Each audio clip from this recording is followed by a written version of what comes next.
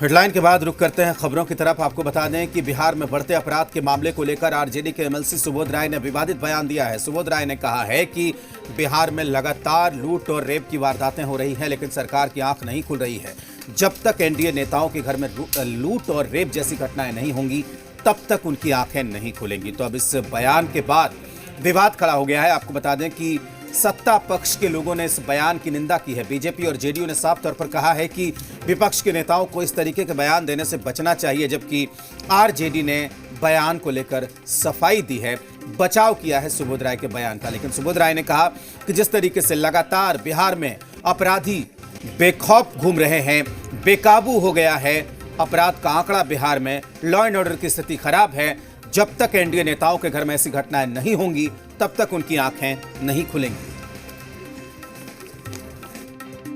को भगवान भरोसे छोड़ दिए हैं।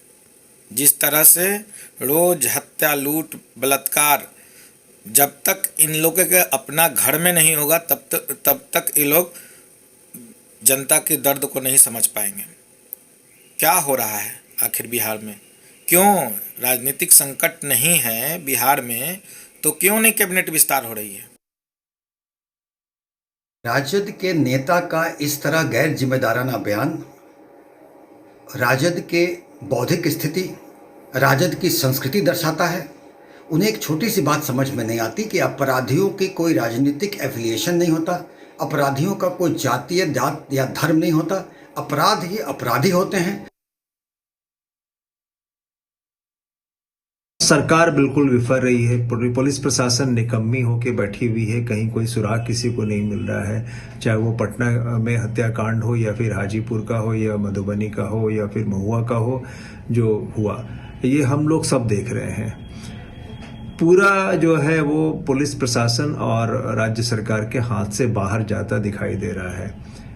लेकिन इसका मतलब यह नहीं है कि किसी पे इस तरह का आरोप लगाया जाए या इस तरह की बातें कही जाए। ये विधायक जी का अपना व्यक्तिगत विचार हो सकता है, जिससे हम लोग कतई उसका समर्थन नहीं करते हैं। लेकिन हाँ, जो स्थिति है अभी है वह है नीतीश जी की लाचारी की स्थिति है।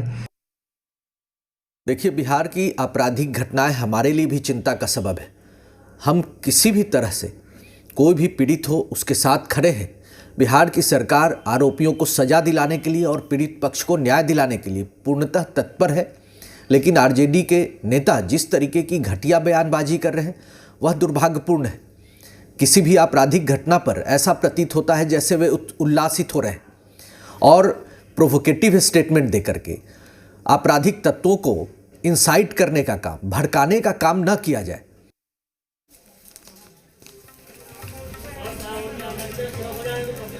तो जिस तरीके से यह विवादित बयान दिया गया है, इसके बाद अब घमासान शुरू हो गया है।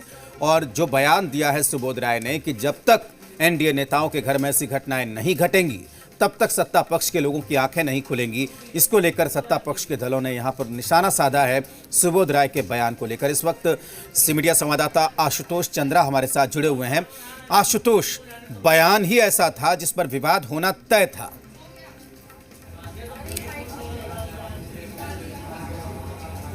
देखिए, स्वाभाविक तौर पर और कोई भी नेता या फिर किसी भी नेता को ये अधिकार नहीं है कि वो इस तरह का बयान दे। और अगर कोसना है, ठीक है, सरकार को आप कटघरे में खड़ा कर सकते हैं, आरोप प्रत्यारोप लगा सकते हैं, लेकिन ये कहना कि जब तक नेताओं के खुद के घर में बलात्कार, हत्या की घटनाएं नहीं होंगी तब तक आंखें नहीं खुलेंगी, तो ये कतई उचित नहीं है। और बीजेपी के प्रवक्ता हैं अजहर शम्सी, उन्होंने तो एफआईआर दर्ज कराने की भी मांग कर दी है कि एफआईआर दर्ज होना चाहिए आरजेडी एमएलसी पर।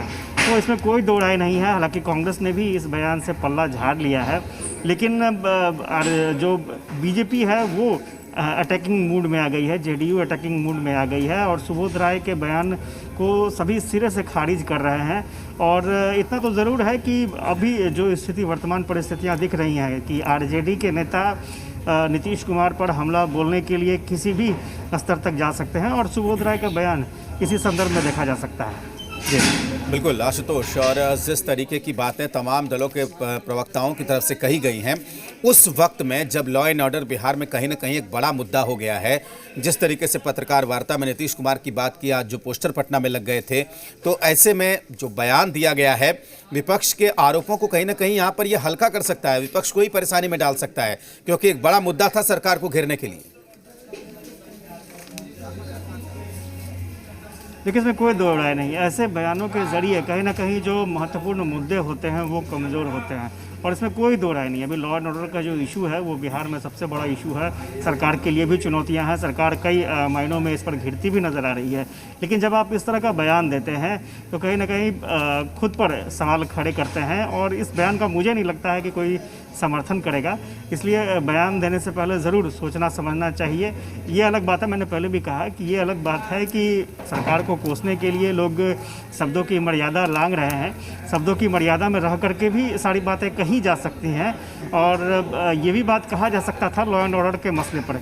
लेकिन इस तरह से जो बयान दिया गया है, आपने देखा होगा कि कांग्रेस खुद आरजेडी एमएलसी के बयान का समर्थन नहीं कर रही है। तो इसमें कोई दो राय नहीं है कि आने वाले समय में पार्टी भी आरजेडी के एमएलसी के बयान को निजी बयान देकर अपना पल्ला झाड़ ले। बिल्कुल आशुतोष, बहुत